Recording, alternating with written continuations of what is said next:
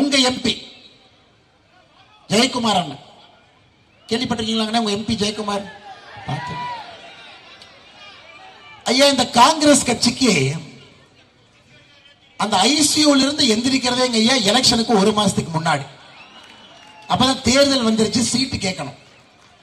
இன்னைக்கு அண்ணன் அழகிரி சொல்றாரு, தமிழ்நாட்டில் தனியா 12 சீட்டு ஜெயிப்பாராமா. ஏங்க, இந்தியாவிலே நீங்க 12 சீட்டு ஜெயிக்க மாட்டேங்க. பேசுறதுக்கு வாய் இருக்குன்னு என்ன வேணாலும் பேசலாமா? இந்தியாவிலே 12 சீட்டு காங்கிரஸ் வெல்ல போவது கிடையாது தமிழ்நாடு. ஏன்னா அப்பதான் கூட்டணி பேரத்தை அதிகப்படுத்தலாம். போன டைம் 9 கொடுத்தானுங்க, 8 ஜெயிச்சோம். இந்த டைம் ஒரு 20 கேட்டு பார்ப்போம், ஒரு 10 கொடுப்பானுங்க, எவ்வளவு நடக்குதுன்னு பார்ப்போம். அப்படித்தாங்க ஐயா காங்கிரஸ் கட்சி இருக்கு.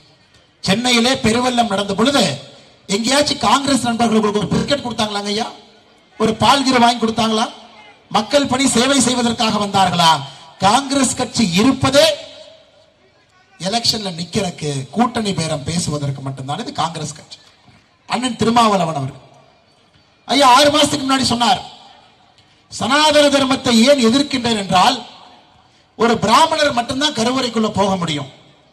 பிராமணர் கருவறைக்குள் செல்லும் வரை, மற்ற சமுதாயம் செல்லாத வரை நான் சனாதன தர்மத்தை எதிர்ப்பேன். சரி, ஓகே, 6 மாசம் அது அந்த வாய். இன்னைக்கு மோடி ஐயா அயோத்தி கோயில்ல போய் பிராண பிரதிஷ்டையை மோடி ஐயா செய்யறார். பிராமணர் அல்லாத ஒருவர் ஆண்டவனுக்கே உயிர் கொடுக்கிறாரு. மோடி அவர்களுக்கு அந்த பொறுப்பை கொடுத்திருக்கார். இப்ப திருமாவளவன் என்ன சொல்றாரு, மோடி எதுக்கு உள்ள போனார்? சங்கராச்சாரியார் தானே போகணும்.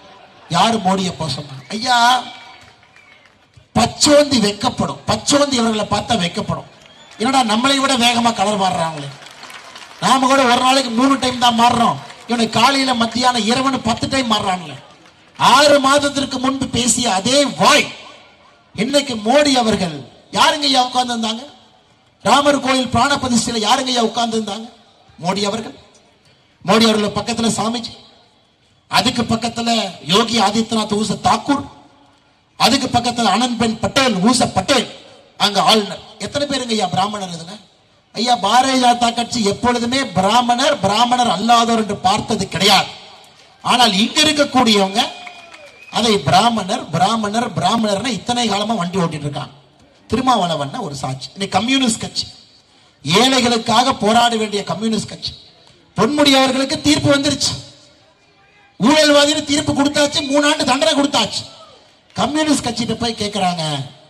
அண்ணன் சொல்றாரு, கம்யூனிஸ்ட் கட்சி தலைவர், நீதிபதி மேல கொஞ்சம் டவுட் இருக்குங்கிறார். இது போன்ற கேடு கட்ட வெக்கங்கட்ட கட்சிகளை தமிழக அரசியல நாம் பார்த்தது கிடையாது. திமுகவினுடைய அறுவரடிகளாக திமுக என்ன சொன்னாலும் அதை அப்படியே ஒப்பிக்க வேண்டும் என்பதற்காக ஒரு கட்சி இங்க இருக்குதுங்க. அதை கேட்டா கூட்டணிங்கிறாங்க, கேட்டா இந்தி கூட்டணிங்கிறாங்க. இதையெல்லாம் நாம் பார்த்து கொண்டிருக்கின்றோம்.